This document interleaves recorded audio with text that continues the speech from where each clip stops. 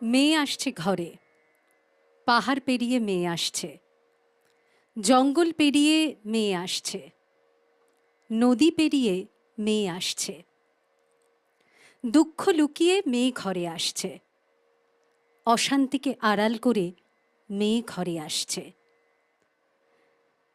আমরা সবাই মিলে জিজ্ঞেস করলাম, ও মেয়ে, তোর হাতের মুঠো খোল দেখি, কি এনেছিস আমাদের জন্য? মেয়ে মুঠো খুলে দিল। আমরা দেখলাম মেয়ের হাতের মুঠোয় আলো। জঙ্গল, পাহাড়, নদীনালা, খালবিল,